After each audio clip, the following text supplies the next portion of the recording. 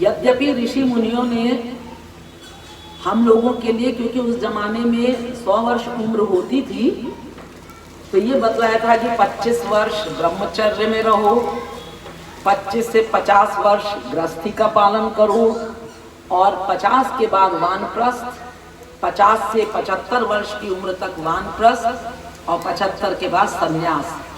यानी जब वो ब्रह्मचर्य में है, गुरुकुलों में पढ़ाई लिखाई कर रहा है, तो उस समय वो पूरी तरह से निष्ठा के साथ गुरुओं की सेवा में रहते थे।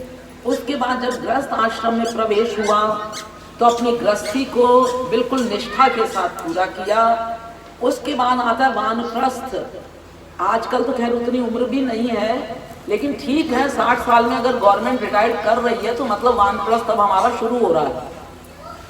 यानी वानप्रस्थ का मतलब होता है कि पति पत्नी रहते तो साथ साथ हैं, लेकिन दोनों अपने कल्याण के मार्ग पर, भगवत प्राप्ति के मार्ग पर, आत्मा के कल्याण की दिशा पर अग्रसर होते हैं। तो अब इनका ये सौभाग्य है कि इतने साल अपना कार्यकाल पूरा करने के बाद आज ईश्वरीय कृपा से, गुरु कृपा से ये जो है वानप्रस्थ जीवन, ठीक है पहले लोग जंगलों में जाते थे, लेकिन आजकल ना तो वैसे जंगल हैं, ना वैसे आश्रम हैं, ना वैसा हिसाब किताब है, तो घर में रहकर भी वानप्रस्थ जीवन निर्वाहन किया जा सकता है। ये तो अपने ऊपर है। और एक बात हम बताएं आपको, जो अपना सांसारिक कार्य निष्ठा पूर्वक करता है, ईमानदारी के साथ करता है, लगन मेहनत के साथ करता है, वही अध्यात्म में भी निष्ठा पूर्वक लगन के साथ अपना कार्य कर सकता है। क्योंकि मन तो एक ही है।